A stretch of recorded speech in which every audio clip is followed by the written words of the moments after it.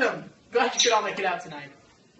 I'm autistic, if you didn't know, and I've known my diagnosis for a long time, maybe 4 or 5 years. And I've been keeping it secret, for a long time. The ring in Lord of the Rings, I'm keeping it secret and keeping it safe.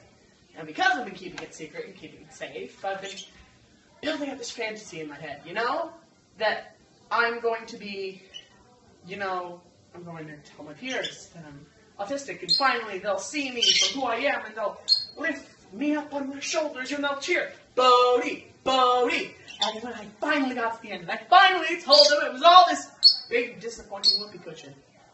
Because, it got out there, and nobody cared. Because, these days, when you're in a world where everyone's identifying as something different, everybody's got their own bag of tricks. Or rather, I like to think about it, everybody's got their own bag of mochi mix. And that's what autism's always been for me, I've always felt that I've got all these different things, like social issue sunshakes, paranoia pretzels, sensory deficit Doritos.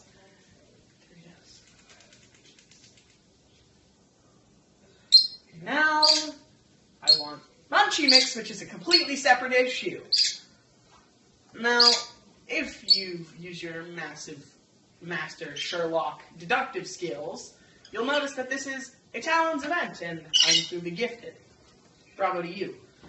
And because I'm autistic and I'm gifted, I get this superhero title called Doubly Exceptional, and you know what? It's a huge letdown. I figured I'd be this, Avenger, but you know what? I'm less useful than the snap after. The dust after the snap.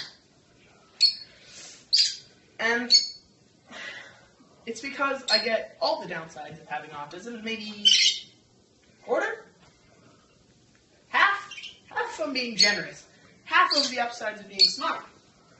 If you do the math, which I unfortunately can't do, you'll see that's not so super, if I put it so myself. It's like being in a room filled with Steve Jobs and Albert Einstein and Robert Oppenheimer, all these great, prolific individuals. And I'm Gollum, sitting in the corner, waiting for the teacher to say something I understand. Now, one of the major parts of this project is finding a mentor, someone who can guide you along the process. And when I picked comedy, I knew exactly who it was going to be. My dad's old university buddy, Steve. Because Steve is a master in the field. This had been his passion for several years.